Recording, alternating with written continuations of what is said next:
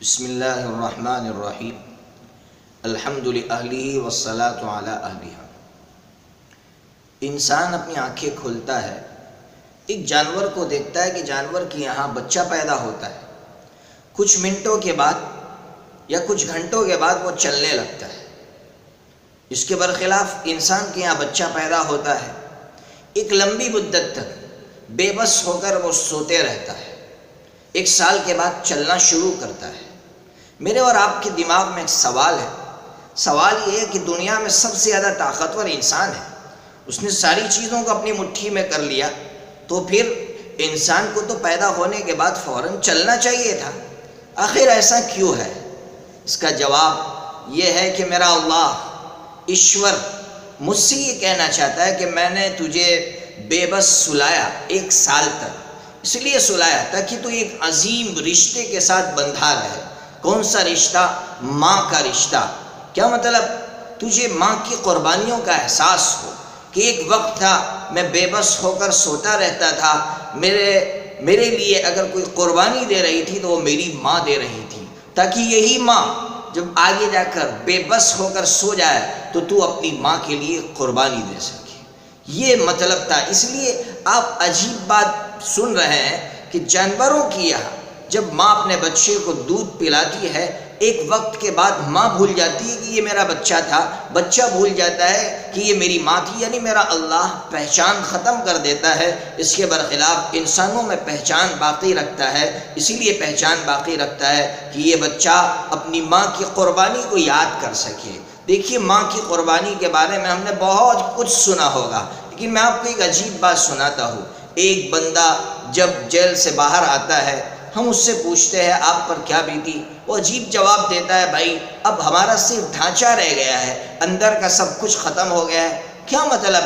تو وہ کہتا ہے، بھائی جسے دو چیزیں نہ ملے اس کا صرف ڈھانچہ باقی رہ جاتا ہے، جسے من کا کھانا نہ ملے، جسے چاہت کی نیند نہ ملے، وہ ہمیشہ ہمیشہ کے لیے صرف اس کا ڈھانچہ باقی رہ جاتا ہے اور وہ ختم ہو جاتا ہے۔ فوراً میرے دل و دماغ میں ایک بات آئی کہ جب ایک انسان جیل میں جا کر دو چیزوں سے ونچت اور محروم رہتا ہے تو اس کا ڈھانچہ باقی رہ جاتا ہے۔ میری ماں جب اس نے مجھے پیٹ میں رکھا تھا تو اس کی چین کی نیند ختم ہو گئی تھی، وہ من کا کھانا نہیں کھا سکتی تھی، اس لیے کہ کہیں بچے پر اس کا ایفیکٹ نہ ہو جائے، اس کا اثر نہ ہو جائے۔ یہی ماں جب بچہ باہر آتا ہے، دودھ پلانے کا مرحلہ ہوتا ہے، تو ماں من کا کھانا نہیں کھاتی، اگر ٹیسٹی کھانا کھاتی ہے، لذیذ کھانا کھاتی ہے، مرچ والا کھانا کھاتی ہے، تو فوراً اس کے دماغ میں یہ بات آتی ہے کہیں اس دودھ کے راستے سے میرے بچے پر اس کا اثر نہ ہو جائے، کھانا گرم نہ پڑ جائے، میرے بچے پر اس کا اثر نہ ہو جائے، تو ماں من کا کھانا چھوڑ دیتی ہے، چین کی نیند نہیں ملتی۔ کیا خیال ہے میرے نوجوان بھائیوں، جس ماں نے ایک نہیں کئی بچے جنے ہوں گے، جس کی زندگی کے کئی سال ایسے گزرے ہوں گے، ایک میرا بھائی جیل میں جا کر آتا ہے، 3 سال گزار کر آتا ہے تو اس کا صرف ڈھانچہ رہ جاتا ہے، میری ماں نے تو کئی بچے جنے ہیں، تو پھر آپ خیال کریے کہ میری ماں کا صرف ڈھانچہ رہ گیا ہوگا، اندر سے وہ ختم ہو چکی ہوگی۔ کتنی بڑی قربانی ہے ایک ماں کی۔ اس لیے یہ رشتہ بڑا نازک ہے، جو جس کے لیے جتنی قربانی دیتا ہے اس کا رشتہ اتنا ہی نازک اور حساس ہو جاتا ہے۔ کیا مطلب؟ آپ کو کسی سے بہت زیادہ محبت ہوگی نا، تو پھر جب دوری ہوگی نا تو پھر اس کی وجہ سے بدگمانیاں پیدا ہوگی۔ جب آپ گھر پر لیٹ آئیں گے تو آپ کی ماں کے دماغ میں عجیب وساوس پیدا ہوں گے، کہیں ایکسیڈنٹ تو نہیں ہو گیا کہ میرا بیٹا لیٹ ہو گیا۔ یہ ماں کے دماغ میں وساوس آتے ہیں۔ اس لیے میرے بھائیوں، جب ہم ماں کو فون نہیں کرتے ہیں، جب ماں سے بات نہیں کرتے ہیں نا، تو میرے ماں کے دماغ میں وسوسے آنا شروع ہو جاتے ہیں، کہیں میرا بچہ مجھ سے ناراض تو نہیں ہو گیا، کہیں میرا بچہ مجھ سے روٹھ تو نہیں گیا۔ اس لیے میرے نوجوان بھائیوں، میں تم سے کہنا چاہتا ہوں، اس رشتے کی حساسیت کو سمجھو، اس کی نزاکت کو سمجھو، اور سب سے بڑی بات میں اپنے نوجوان بھائیوں سے کہوں گا کہ آپ جس گاڑی پر سوار ہیں، آپ جو سفر کر رہے ہیں، اس گاڑی کے 2 پہیے ہیں، ایک پہیہ آپ کی عقل کا ہے تو ایک پہیہ تجربے کا ہے، ایکسپیرینس کا ہے، انوبھو کا ہے۔ اگر آپ یہ سمجھتے کہ میں ماں باپ کے بغیر اپنی گاڑی آگے بڑھا سکوں گا، یہ آپ کی بڑی غلط فہمی ہے۔ جب تک 2 پہیے نہیں ملتے اس وقت تک گاڑی آگے نہیں چل سکتی۔